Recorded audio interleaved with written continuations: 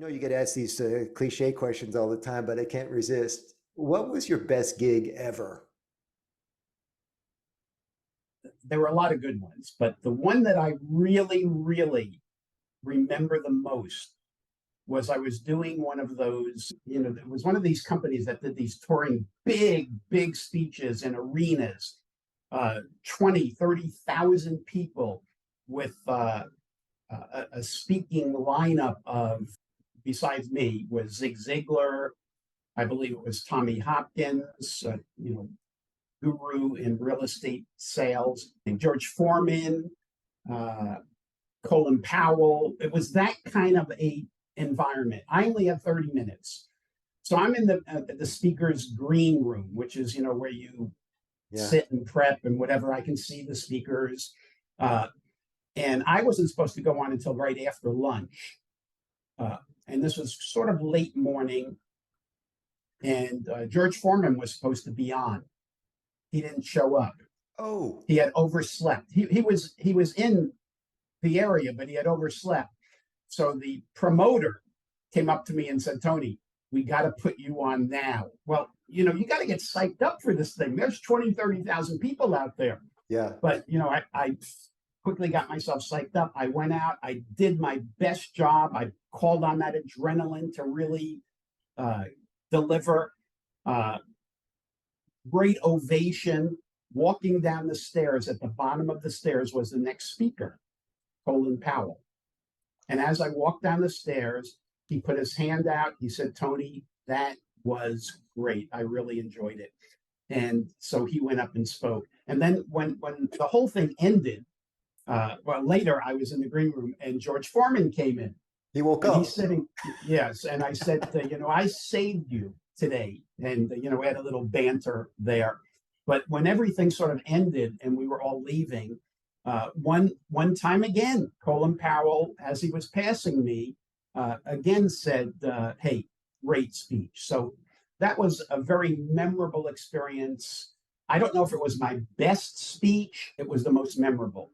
My Love it. worst speech, I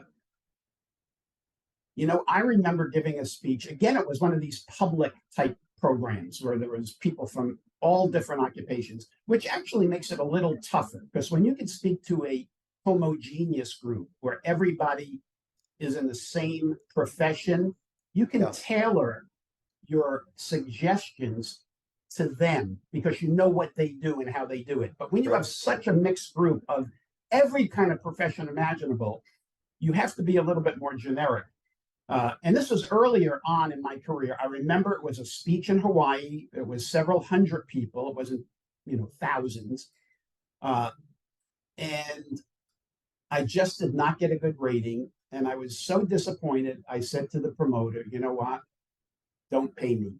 Oh, I didn't earn it." And that was it. So did the promoter not pay you? I told him not to pay me. I didn't want to get paid. Did he So agree? no, I did not get paid. Did No. he agree that you sucked? Yeah, he did. He did. So, and I just it was embarrassing. I'm sure you weren't again, that bad. well, it was early in my career Yeah.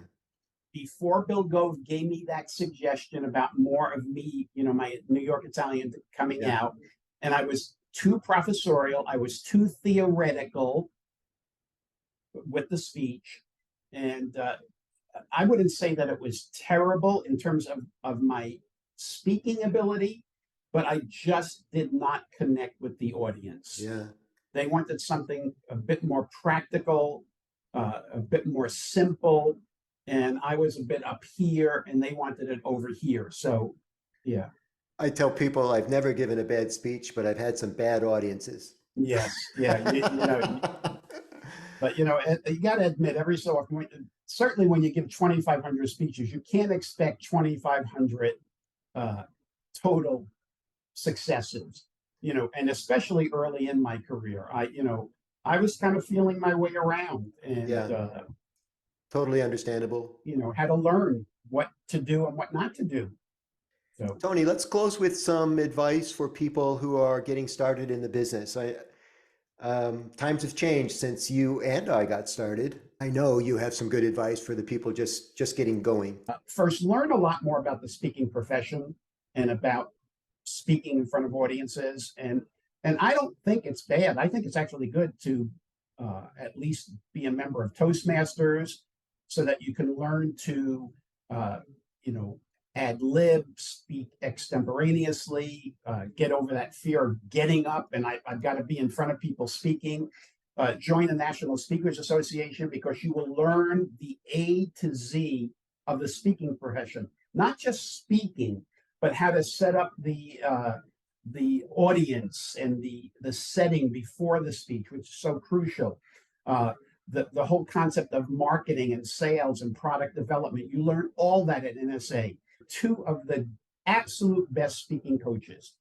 One would be from a broad general perspective would be Jim Cathcart. Uh, Great coach.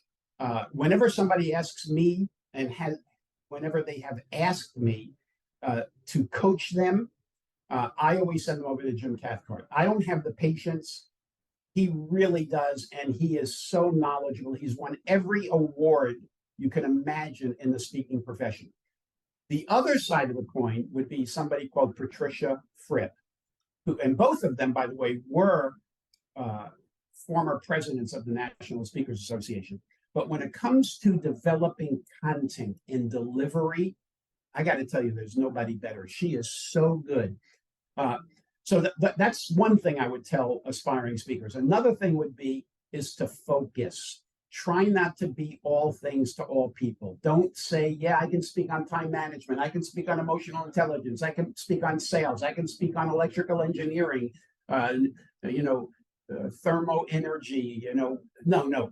Focus, ideally, if I was starting all over, I would focus on one topic and I would actually focus on one audience, like one uh, real estate, insurance, financial planning, banking, where I could really learn to speak their language so that they would almost think that I'm one of them. Yeah. But that's not for everybody. So just make sure that before you give a speech, that you learn about the audience, who's in the audience, what are they experiencing, what do they need to know,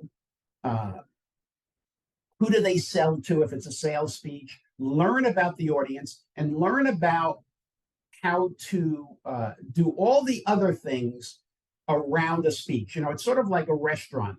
When you go into a restaurant, you can have the greatest meal itself, but if the setting and the ambiance and the service is not good, you're going to walk out saying, the meal was great, but I'm not going to go there again. And so when it comes to speaking, it is the room set up, it's the sound, it's the lighting, it's if you have slides, can people see it? Can they see you? Yeah. All of that is important. And also schmoozing with the audience, if possible, getting into the audience before the speech as they're coming in, saying hi to people, shaking their hand, and doing the same at the end of your speech, not finishing and running out, but making sure you are available. If anybody has any questions, comments, they want to pat you on the back, whatever it is, and stay there until the last person, and then say goodbye to the person who hired you, and then you leave. So those are some simple things that I would $1 million tips. Thank you. So many speakers are unavailable prior to their presentation. Yeah, I never or understood after, that. or even after. Yeah. I mean, they're hunkering or changing their slide in their PowerPoint. I mean, let that stuff go, man. Get out with the people and ask them why they're here. What made you attend today? What's your biggest problem at work? And you'll find that that material starts to manifest itself in your presentation, and now you're really serving people. Absolutely. Beautiful, Tony.